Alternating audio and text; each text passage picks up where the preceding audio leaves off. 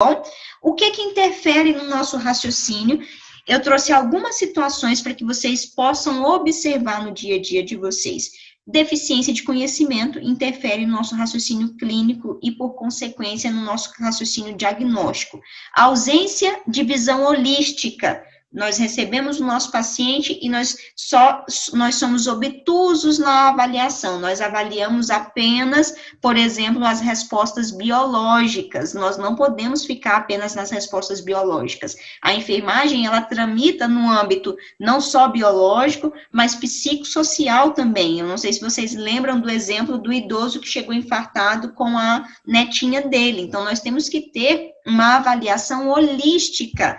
Tudo o que está acontecendo, inclusive a influência do ambiente que nós estamos recebendo do nosso paciente no seu processo de saúde. Então, às vezes, o ambiente está prejudicando o processo de saúde dele e algumas coisas nós conseguimos modificar para poder favorecer a passagem daquela situação que não está sendo favorável ao nosso paciente, tá? Então, essa é uma das interferências no nosso raciocínio clínico e, por consequência, no nosso raciocínio diagnóstico, tá? A coleta de dados desqualificadas, não levantamos adequadamente os dados, não avaliamos por meio do exame físico bem feito, não utilizamos uma teoria de enfermagem para poder respaldar e orientar o levantamento de dados e, por consequência, nós vamos ter poucas informações a serem analisadas. Se o processo diagnóstico é avaliação, análise e julgamento de informações, e nós não levantamos essas informações,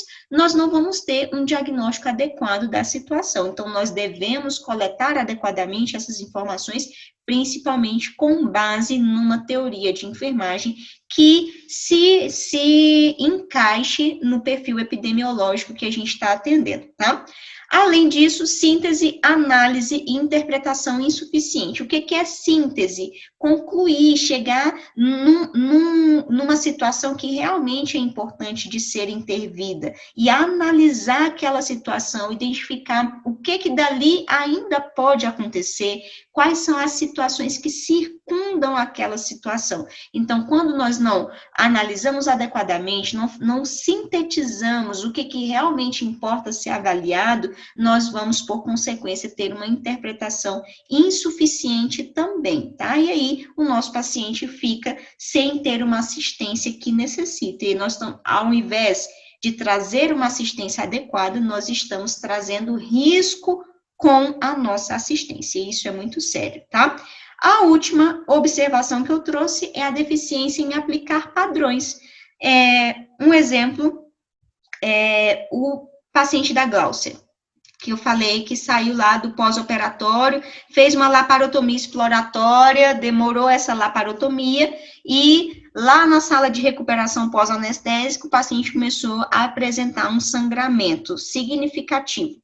Quando eu falo em determinar padrões, identificar padrões, é exatamente isso. Se esse paciente começa e mantém um sangramento ativo, significativo, qual é o padrão que pode acontecer? A fisiopatologia nos leva ao padrão de choque, a instabilidade hemodinâmica. Então, isso é determinar padrões. Opa, se está sangrando significativamente, o padrão é que esse paciente evolua para choque. O padrão é que esse paciente apresente uma instabilidade hemodinâmica significativa. O padrão é que se choque e instabilidade hemodinâmica significativa pode evoluir para parada cardiorrespiratória. Então, isso é aplicar padrões. Chegou, por exemplo, lá na clínica da Giane com a Letícia, chegou um paciente com insuficiência venosa, dermatite ocre, um paciente diabético, hipertenso, que não faz a terapêutica adequada, não segue a terapêutica, opa, qual que é o padrão? Esse paciente pode vir a ter uma lesão em membros inferiores. Então, estabelecer padrões é parte do nosso raciocínio clínico, tá? Então, nós devemos construir e estarmos atentos para a construção disso. O que eu indico é justamente uma cadernetinha para quem ainda está estudando, ou no nosso contexto de trabalho. Infarto agudo do miocárdio, quais são os padrões de respostas humanas indesejáveis que pode acontecer? E acidente vascular encefálico, quais são os padrões de respostas humanas que podem acontecer? Paciente hipertenso e diabético que não segue a terapêutica, quais são os padrões de respostas humanas que podem acontecer? Nutrição inadequada, paciente que perde peso, paciente que tem uma lesão tissular periférica, então nós temos que determinar padrões dentro do contexto de atendimento, tá bom? Então façam isso, um caderninho vai ser muito interessante para vocês.